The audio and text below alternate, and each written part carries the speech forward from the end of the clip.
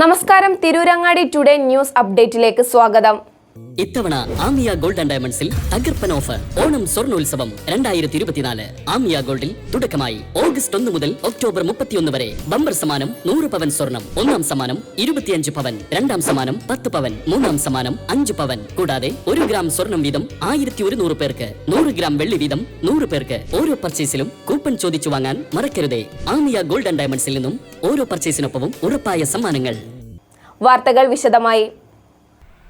കോഴിക്കോട് താമരശ്ശേരിയിൽ നഗ്നനായി വീട്ടിലെത്തി യുവതിയെ കടന്നുപിടിക്കുകയും ഇൻസ്റ്റഗ്രാം വഴി നഗ്ന വീഡിയോയും മോർഫ് ചെയ്ത വീഡിയോകളും അയച്ചു കൊടുക്കുകയും വീടിന് മുന്നിൽ നഗ്നതാ പ്രദർശനവും നടത്തിയ സംഭവത്തിൽ 22-കാരൻ പിടിയിൽ. പുതുപ്പാടി കാവുംപാറ സ്വദേശി മുഹമ്മദ് ഫാസിലിനെയാണ് താമരശ്ശേരി പോലീസ് അറസ്റ്റ് ചെയ്തത്. യുവതിക്ക് അശ്ലീല സന്ദേശമയച്ച കേസിൽ പ്രതിയെ പിടികൂടിയപ്പോഴാണ് നഗ്നതാ പ്രദർശനം നടത്തിയ കേസും തെളിഞ്ഞത്. പതിവായി പെൺകുട്ടിക്ക് അശ്ലീല സന്ദേശം അയക്കുന്ന ആളാണ് ഫാസിലെന്ന് പോലീസ് പറയുന്നു. ഇൻസ്റ്റഗ്രാമിൽ വ്യാജ അക്കൗണ്ട് ഉണ്ടാക്കിയായിരുന്നു ചാറ്റിംഗ്. ഒടുവിൽ സഹികെട്ട പെൺകുട്ടിയുടെ കുടുംബം താമരശ്ശേരി പോലീസിൽ പരാതി നൽകുകയായിരുന്നു. സന്ദേശത്തിൻ്റെ ഉറവിടം തേടി പോലീസ് എത്തിയത് ഫാസിലിലാണ്. അപ്പോഴാണ് മറ്റൊരു കുറ്റം കൂടി തെളിഞ്ഞത്. പരാതിക്കാരിയുടെ വീടിന് മുന്നിൽ ഇടയ്ക്കിടയ്ക്ക് ഒരു യുവാവ് നഗ്നതാ പ്രദർശനം നടത്തുമായിരുന്നു. 7:30-നും 9:00-നും ഇടയ്ക്ക് മുഖം മറച്ചാണ് ഇയാൾ എത്തിയിരുന്നത്. വീട്ടുകാർ ബഹളം വയ്ക്കുമ്പോൾ ഞൊടിയിടയിൽ പ്രതി ഓടിമറയും. പലതവണ നാട്ടുകാർ പിടികൂടാൻ ഒളിച്ചിരുന്നുവെങ്കിലും പ്രതിയെ പിടികിട്ടിയിരുന്നില്ല.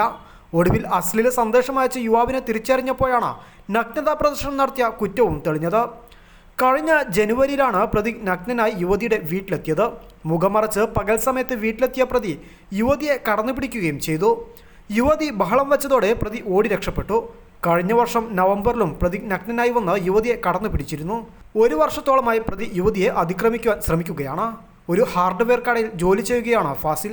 ആരുമായും വലിയ കൂട്ടില്ലാത്ത ഫാസിൽ ഇങ്ങനെയൊരു കേസിൽ ഉൾപ്പെട്ടതിൽ നാട്ടുകാർക്കും ആശ്ചര്യമാണ്. കോടതിയിൽ ഹാജരാക്കിയ പ്രതിയെ റിമാൻഡ് ചെയ്തു. News desk, Tirurangadi today.